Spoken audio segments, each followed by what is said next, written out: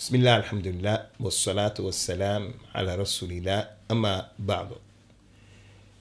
I would like to take this opportunity, inshallah, to remind you brothers and sisters of an important aqidah issue, something that every Muslim should be aware of because it is established in the Qur'an and the Sunnah, and it shows us how the religion can be misunderstood and the danger of misunderstanding the religion based upon a person's arrogance or haughtiness.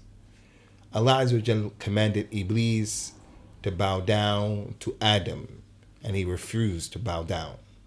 So Allah said to him, "Ma mana'aka an tasjuda lima khalaqtu biyadayya." What prevented you from bowing down to the one that I created with my own two hands? Iblis said, "You created me from fire, you created him from dirt." So he was mustakbir mutakabbir. He was arrogant and haughty. When the reality of the issue is, number one, that Allah Azza wa Jalla created Adam with his own hands.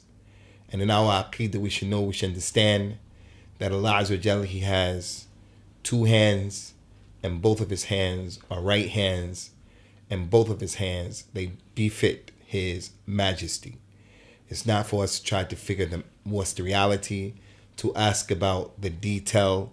We say we hear, and we say that we obey. So in the book, Kitab Mukhtasar al-Alu, al-Imam At-Thahabi, rahmatullahi alayhi, and another than that book, the scholars of al-Hadith brought the authentic statement of the Prophet sallallahu alayhi wasallam. And that hadith that we've been informed tells us that Allah Azza wa Jal created four things with his two hands. The first thing he created was the pen. He also created his arsh. He also created the Jannah. He also created Adam. So Allah created the pen. He created his throne. He created the Jannah, paradise, and he created Adam with his own hands. Everything else in creation, he said, be, and then it became. إِنَّمَا أَمْرُهُ إِذَا أَرَادَ شَيْءٍ أَنْ يَقُولُ لَهُ كُنْ فَيَكُنْ.